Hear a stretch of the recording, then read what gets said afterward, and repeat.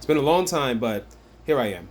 So I noticed that there have been a bunch of cars that have been parking by my neighbor's door and everything, by my neighbor's house, excuse me. And I'm thinking to myself that maybe they're about to celebrate the 4th of July since it's going to be in a few days.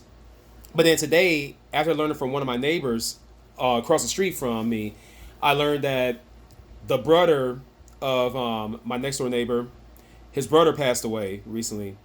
And I remember his brother, was really cool in my book, even though he was one of the neighborhood drunks that always, walked around here. And I don't mean to disrespect him by, saying neighborhood drunk, but let's just say that he was one of those few people who I've always saw that was, always inebriated and everything. But at the same time, he was really cool with me, despite sometimes he could be a problem, cause a bunch of disorderly conduct around here.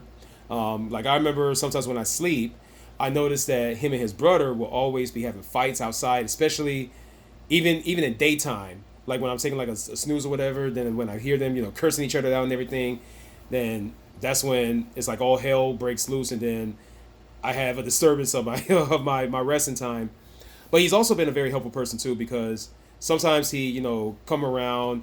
He walks to certain neighbors and wants to help them cut their grass or do any type of landscaping or whatever. He didn't have a job, he didn't have a place of his own, but very often he would stay he would sleep over at his brother and his brother and his brother's wife, his brother's house, and it's his brother and his wife. But I'll never forget. I think one of the best things I ever did around this man. I'll never forget when I was walking home from a job I was working at the time. He was outside of a Kroger. And I think he was not allowed to go inside the Kroger because he was probably banned due to his disorderly conduct. And when he saw me, he asked if I could buy him a Coca-Cola. And I said, you know what? As long as he didn't ask me for money, and he told me to buy him a Coca-Cola, I went ahead and bought it for him. Only like $2, alongside some of the vegan products I was purchasing as well.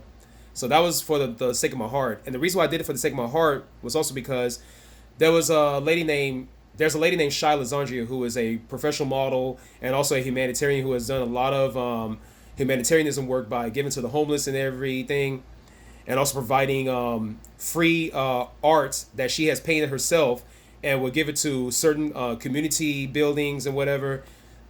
I was inspired by her because of me helping her out on some of those things back in 2016, and I'm doing the same thing with this gentleman here who passed away. And I'll never forget when I worked at Dollar General, which is just right up here. As a matter of fact, I worked there for about a year, from January 2018 to New Year's Day of 2019. He was a customer for about a few times, and my manager, who I had at the time, as soon as he saw him, he kicked him out. And why did he kick him out? I don't know why. At first, I was assuming it was because he was probably caught shoplifting or something. Because shoplifters, their easy targets are usually retail dollar stores.